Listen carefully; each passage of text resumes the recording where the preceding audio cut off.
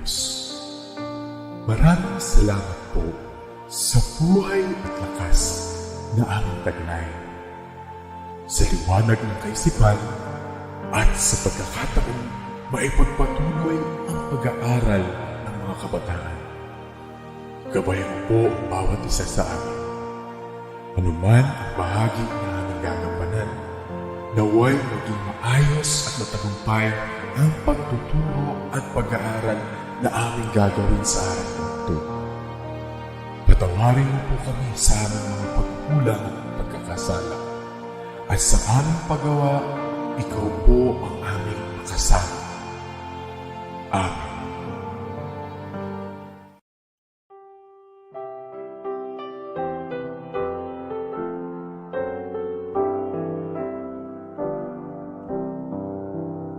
Ang bayan ko'y tanging ikaw, Pilipinas kong mahal, ang puso ko at buhay man sa iyo'y ibibigay.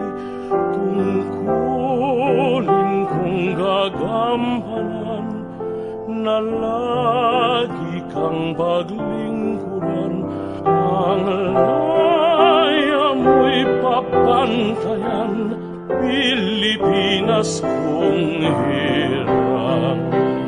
Ang bayan ko'y tanging ikaw, Pilipinas kong mahal, ang puso ko at buong hirang. Ang laya mo'y babantayan, Pilipinas kong hirang.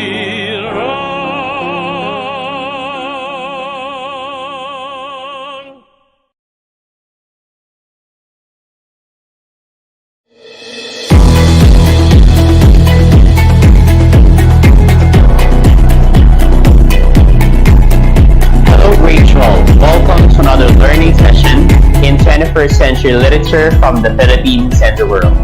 This is your virtual learning teacher, Jasper, joining you in the next hour in exploring the treasures of contemporary texts.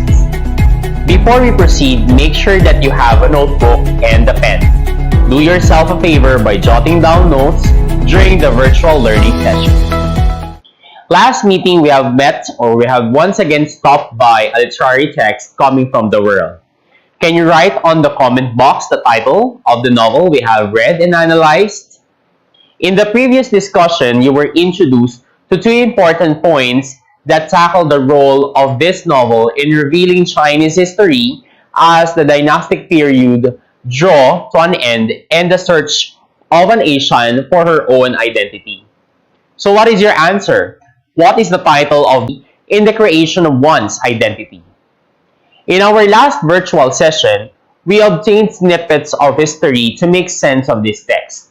We discovered that, unlike the common notion toward female entertainers, courtesans in China are a cultural treasure to the late Qing dynasty.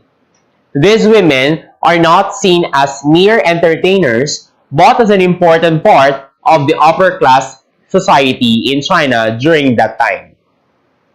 I do hope that during your follow-up discussion, you were able to talk a lot about the historical underpinnings of this text. In discussing our next literary piece, we will be using the same approach to literature. But of course, before I introduce you to the title, let me just test how much of world history do you still remember and know. Are you familiar with this picture? Let's see this. What is this? Can you write your answer on the comment box? What is this picture all about, class?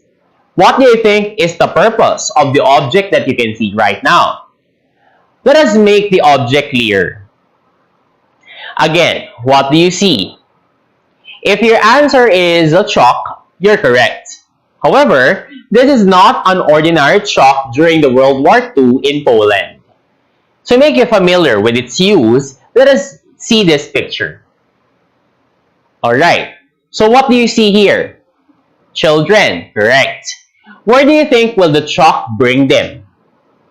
Today, class, if children hop on a bus, right, province, Waterland, which encompassed a part of Poland annexed to Germany. Nazis guarded the facility and killed people in trucks, in which the exhaust pipes, yes, this thing that you can see, these are exhaust pipes that were used as a reconfiguration to pump carbon monoxide gas into sealed paneled spaces behind the cabs of the vehicles. The bodies were then driven into a nearby forest, where mass graves had been dug. The Germans killed at least 172,000 people at Kelmo between December 1941 and March 1943, and then again in June and July 1944. Almost all of the victims were Jews, but there were also approximately 4,000 discussion. I do hope that in the course of our discussions, we are already in the process of developing critical thinking as you read or as we read literary texts in the future. Now, let's go back to our novel. Like other novels, this one discusses a lot of issues including homosexuality, struggles of immigrants, and the rise of the comic industry in the United States. But what we want to emphasize here is a part of world history that we would not want to forget. A part we will forever be vigilant so that it never happens again. Now, The Amazing Adventures of Kavalier and Clay is a 2000 novel by American author Michael Chabot that won the Pulitzer Prize for Fiction in 2001. The novel follows the lives of two Jewish cousins, Czech artist Joe Kavalier and Brooklyn-born writer Sammy Clay, before, during, and after World War II. Joe Kavalier, a young Jewish artist, smuggled himself out of Nazi-invaded Prague and landed in New York City by hiding in a coffin. Joe lives behind the rest of his family, including his younger brother Thomas.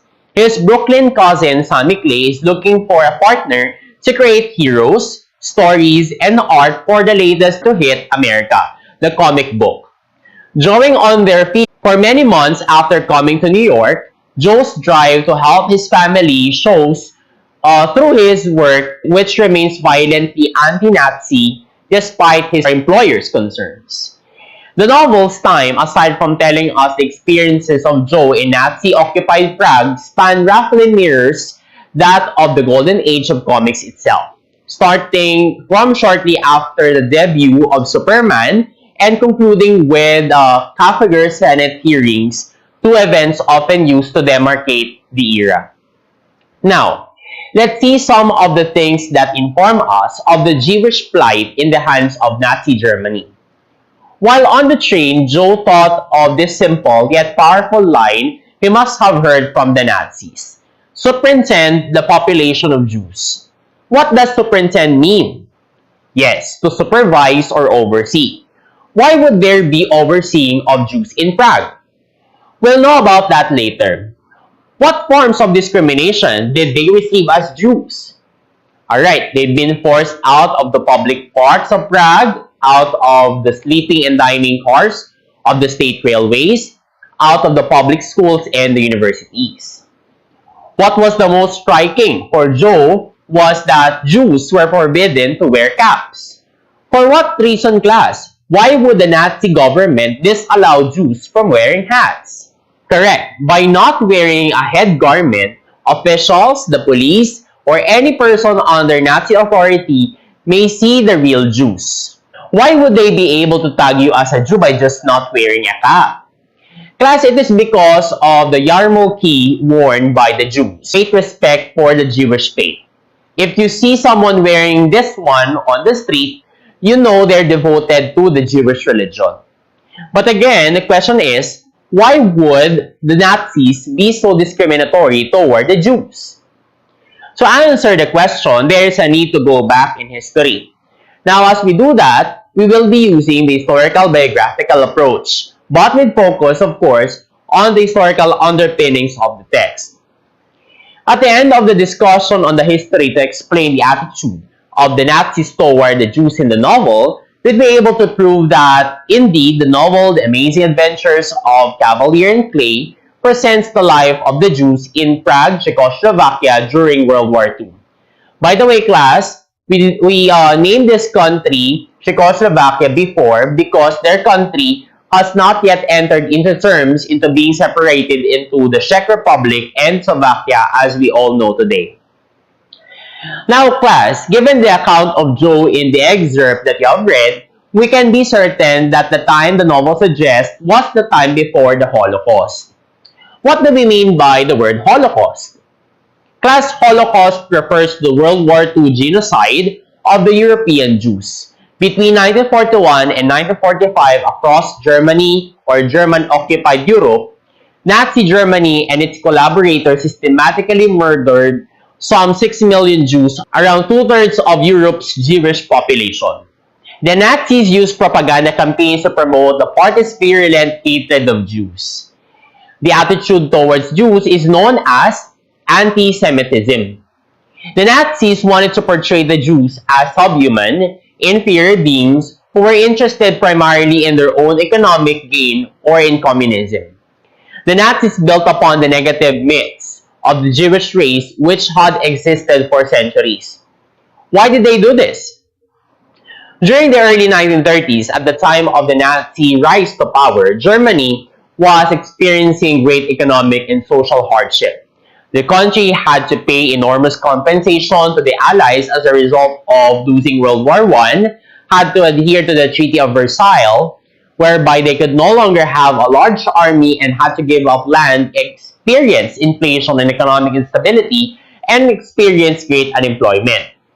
Hitler used the Jews as a scapegoat, blaming them for Germany's economic and social problems. The persecution of the Jews began systematically shortly after Hitler came to power. The Nazi introduced anti-Jewish decrees which gradually eliminated the rights of Jewish citizens. Jews were regularly persecuted and humiliated. Many members of the German public were bystanders and did nothing to condemn the Nazi radical policies.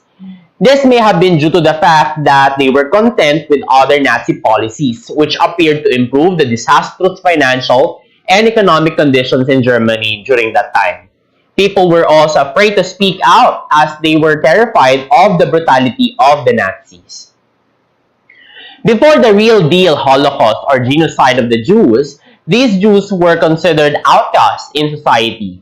They, the Nazis led by Adolf Hitler, saw Jews, Roma, and Sinti or Gypsies, black people, and the disabled as a serious biological threat to the purity of German Aryan race, which they called as the master race. With Nazi occupation of Poland in 1939, World War II broke out.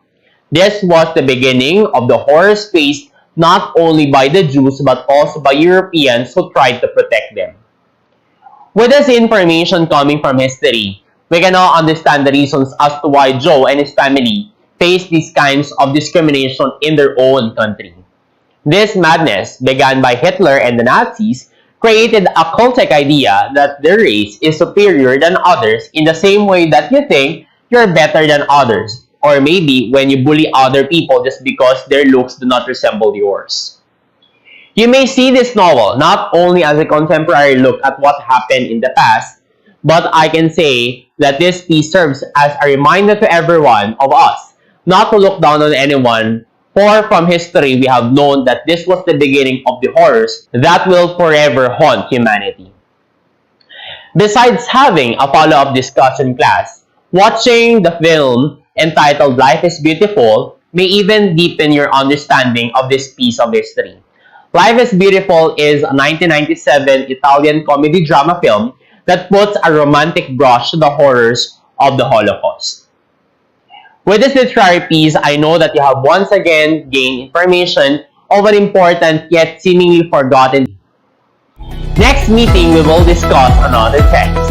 For now, reread the text and be ready for your follow-up discussion.